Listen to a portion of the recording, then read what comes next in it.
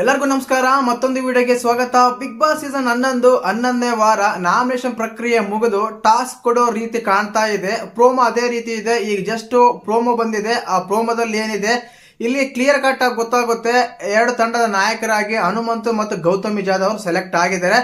ಇದು big boss script ಬರ್ಕೊಟ್ಟಿರ್ತಾರೆ ಅಂತ ಅನ್ಸುತ್ತೆ. ಬಟ್ ಇಲ್ಲಿ ಪ್ಲೇಯರ್ಸ್ ಸೆಲೆಕ್ಟ್ ಮಾಡೋದು ಇವ್ರ ಕೈಲಿರುತ್ತೆ.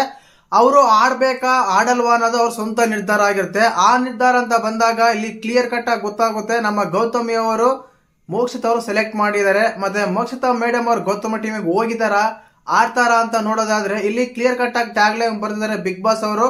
ಆಟಕ್ಕುಂಟು ಲೆಕ್ಕಕ್ಕಿಲ್ಲ ಅಂತದ್ರಲ್ಲಿ ಬುದ್ಧಿಶಾಲಿ ಆಗಿರ್ಬೇಕು, ಫಿಟ್ನೆಸ್ ಆಗಿರ್ಬೇಕು ಅಂತ ನಾನು ಸೆಲೆಕ್ಟ್ ಮಾಡ್ಬೇಕು ಅಂತ ಬಂದಾಗ ನಮ್ಮ ಗೌತಮಿ ಅವರು ಬೇಕಂತನೋ ಬೇಕಿಲ್ದಂತನೋ ಒಳ್ಳೆ ಪ್ಲೇಯರ್ ಅಂತನೋ ಇವ್ರು ಬರ್ತಾರಿಲ್ಲ ಅಂತನೋ ಎಲ್ಲ ಚೆಕ್ ಮಾಡಕ್ಕೇನೋ ಯಾವ್ದೋ ಒಂದು ಕಾರಣಕ್ಕೆ ಸೆಲೆಕ್ಟ್ ಮಾಡಿದ್ದಾರೆ. ಮೋಕ್ಷಿತಾ ಮೇಡಮ್ ಅವ್ರನ್ನ ಸೆಲೆಕ್ಟ್ ಮಾಡೇ ಮಾಡ್ತಾರೆ. ಕಾರಣ ಏನಂದ್ರೆ ಲಾಸ್ಟ್ ವೀಕೆಂಡ್ ಅಲ್ಲಿ ಇಷ್ಟೆಲ್ಲಾ ಪಂಚಾಯತಿ ಆದ್ಮೇಲೆ ಇವರು ಇವ್ರು ಎಕ್ಸ್ಪೋಸ್ ಮಾಡಕ್ಕಾಗ್ಲಿ ಇವ್ರು ಯಾವ ರೀತಿ ಇದಾರೆ ಮತ್ತೆ ಆಡಕ್ ಬರ್ತಾರ ಇಲ್ಲ ಅಂತ ಚೆಕ್ ಮಾಡಕ್ ಯಾವ್ದೋ ಒಂದು ಕಾರಣಕ್ಕೆ ಸೆಲೆಕ್ಟ್ ಮಾಡಿದ್ದಾರೆ. ಬಟ್ ಮೋಕ್ಷಿತಾ ಅವ್ರು ಏನ್ ಮಾಡ್ತಾ ಇದಾರೆ ಅಂದ್ರೆ ಹಿಂಗ ಅನ್ನೋಷ್ಟಲ್ಲೇ ಒಂದು ನಿರ್ಧಾರ ತಗೊಂತಾರೆ. ಆ ನಿರ್ಧಾರ ಎಲ್ಲೋ ತಪ್ಪಾಗಿರುತ್ತೆ.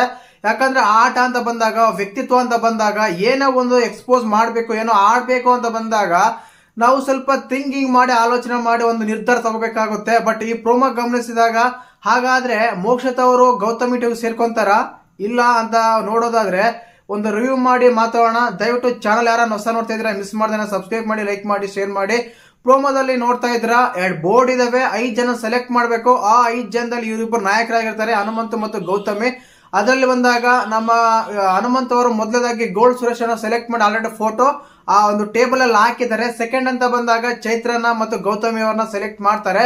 ಬಟ್ ಇಲ್ಲಿ ಏನಾಗ್ತಾ ಇದೆ ಅಂದ್ರೆ ಚೈತ್ರ ಅವರು ಪ್ರೋಮೋ ನೋಡಿದಾಗ ಗೌತಮಿ ಟೀಮಿಗೆ ಹೋಗಿದಾರ ಅಂತ ಅನಿಸ್ತಾ ಇದೆ. ಬಟ್ ಆದ್ರೆ ಮೋಕ್ಷಿತಾ ಅವರು ಹೋಗಿದಾರ ಅಂತ ಕೇಳೋದಾದ್ರೆ ಇಲ್ಲಿ ಖಂಡಿತವಾಗ್ಲು ನಮ್ಮ ಗೌತಮಿ ಅವರು ಹೇಳ್ತಾರೆ ಒಬ್ಬ ಒಂದು ಗುಂಪಿಂದ ಹೊರಗಡೆ ಬಂದು ಒಬ್ಬಳೆ ಹಾಡ್ತೀನಿ ಅನ್ನೋದು ಬಂದಾಗ ಎಮೋಷನಲಿ ತುಂಬಾ ಸ್ಟ್ರಾಂಗ್ ಆಗಿರ್ತಾರೆ. ಸ್ಟ್ರಾಂಗ್ ಆಗಿದ್ದಾರೆ ಮೋಕ್ಷಿತಾ ಅವರು.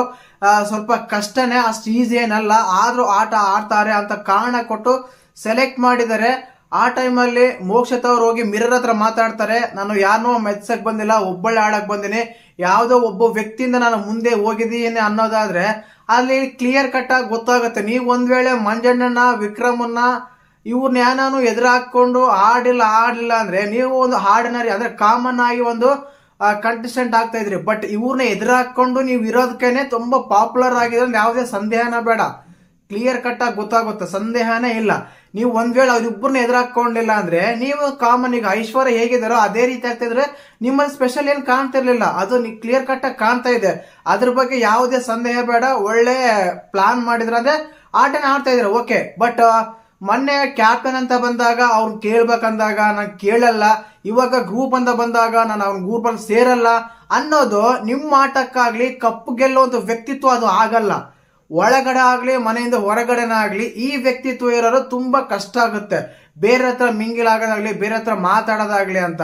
ಖಂಡಿತವಾಗ್ಲು ಇವ್ರು ಹೋಗಿ ಮಿರರ್ ಹತ್ರ ಮಾತಾಡೋದ್ ನೋಡ್ತಾ ಇದ್ರೆ ಇವರು ಟೀಮ್ಗೆ ಸೇರ್ಕೊಂಡಿದ್ದಾರೆ ಅಂತ ಅನ್ಸುತ್ತೆ, ಗೌತಮ್ ಟೀಮ್ಗೆ ಹೋಗಿದ್ದಾರೆ ಅನ್ಸುತ್ತೆ.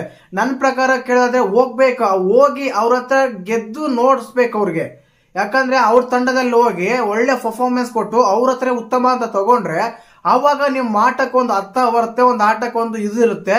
ಆ ರೀತಿಯಾಗಿ ಅದ್ ಬಿಟ್ಬಿಟ್ಟು ಅವ್ರು ಇರ್ತಾರೆ, ಅವ್ರ ಜೊತೆ ಹೋಗಲ್ಲ ಅನ್ನೋದಾದ್ರೆ ಬಿಗ್ ಬಾಸ್ ಒಂದು ಟೀಮ್ ಮಾಡಿ ಬಿಡ್ತಾರೆ. ಇವಾಗ ಟೀಮ್ ಸೆಲೆಕ್ಟ್ ಮಾಡಕ್ಕೆ ಅವಕಾಶ ಕೊಟ್ಟಿದ್ದಾರೆ, ಓಕೆ ನಾನು ಹೋಗಲ್ಲ ಅಂತೀರಾ. ಬಿಗ್ ಬಾಸ್ ಸೆಲೆಕ್ಟ್ ಮಾಡಿದಾಗ ಏನ್ ಮಾಡ್ತೀರಾ?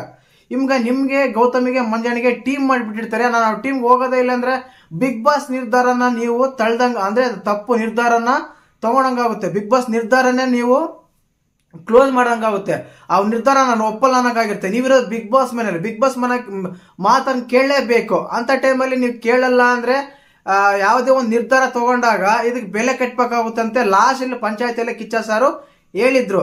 ಈಗ ರೋಮ ನೋಡಿದಾಗ ಅದೇ ರೀತಿ ಆಗ್ತಾ ಇದೆ. ಇಲ್ಲೇನೋ ನಾವು ಒಬ್ಬಳೆ ಆಡ್ತೀನಿ ಅನ್ನಕ್ ಸಾಧ್ಯನೇ ಇಲ್ಲ. ಒಬ್ಬಳೆ ಆಡಕ್ ಆಗದೇ ಇಲ್ಲ. ಬಿಗ್ ಬಾಸ್ ಮನೆಯಲ್ಲಿ ಟೀಮ್ ಅಂತ ಆಡ್ಲೇಬೇಕು, ಒಬ್ಬರ ಜೊತೆಗೆ ಆಡ್ಲೇಬೇಕು.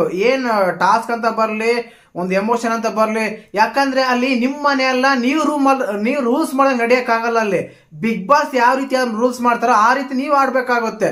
ಅಂತ ಟೈಮಲ್ಲಿ ಕರೆಕ್ಟ್ ಆಗಿ ಟೀಮ್ ಹೋಗ್ಲೇಬೇಕಾಗುತ್ತೆ. ಬಟ್ ಈ ಪ್ರೋಮೋ ಗಮನಿಸಿದಾಗ ಮತ್ತೆ ಎಲ್ಲಾದ್ರೂ ಎಡವಟ್ ಮಾಡಿದಾರ ಅಂತ ಅನ್ಸುತ್ತೆ. ಮತ್ತೆ ನೋಡ್ಬೇಕು ಎಪಿಸೋಡ್ ಗೊತ್ತಾಗುತ್ತೆ. ಈ ಪ್ರೋಮೋ ಬಗ್ಗೆ ಇವತ್ತಂತ ತೋರ್ಸಲ್ಲ ಅನ್ಸುತ್ತೆ ಬಿಗ್ ಬಾಸ್ ಅವರು. ಏನಕ್ಕಂದ್ರೆ ಸೀರಿಯಸ್ ತರ ಲ್ಯಾಗ್ ಮಾಡ್ತಾರೆ. ಇವತ್ತು ನಾಮಿನೇಷನ್ ಪ್ರಕ್ರಿಯೆ ಮುಗಿದು ಆಟ ಆಡೋಕೆ ಶುರು ಮಾಡ್ತಾರೆ. ಬಟ್ ಈ ಪ್ರೋಮೋನ ಯಾಕಂದ್ರೆ ನಿನ್ನೆ ಪ್ರೋಮೋ ಹೊತ್ತು ಸಂತೋಷ ತುಕ್ಕ ಸಂತೋಷ ಪ್ರೋಮೋ 2 ದಿನ ಮುಂಚೆನೆ ತೋರಿಸಿದ್ರು. ಬಟ್ ನಿನ್ನೆ ಎಪಿಸೋಡ್ ನೋಡ್ಸ್ಲೇ ಇಲ್ಲ. ಇವತ್ತು ಬರುತ್ತೆ. ಮತ್ತೆ ಇವತ್ತಿನ ಪ್ರೋಮೋ ನಾಳೆ ಎಪಿಸೋಡ್ ಬರುತ್ತೆ. ಅಷ್ಟೇ ಬೇಗನೆ ಗೊತ್ತಾಗಲ್ಲ ಅನ್ಸುತ್ತೆ ಈ ಪ್ರೋಮೋ ನೋಡಿದಾಗ. ಅದೇ ರೀತಿಯಾಗಿ ಮತ್ತೆ ಮೋಕ್ಷಿತಾ ಅವರು ಗೌತಮ್ ಟೀಮಿಗೆ ಹೋಗಿರ್ತಾರ ಅಂತ ಏನ್ ಅನ್ಸುತ್ತೆ ನಿಮ್ಗೆ ಕಮೆಂಟ್ ಮಾಡಿ. ಹಾಗೇನೆ ವಿಡಿಯೋ ಲೈಕ್ ಮಾಡಿ, ಶೇರ್ ಮಾಡಿ, ಸಬ್ಸ್ಕ್ರೈಬ್ ಮಾಡಿ. ಜೈ ಹಿಂದ್, ಜೈ ಕರ್ನಾಟಕ ಮಾತೆ.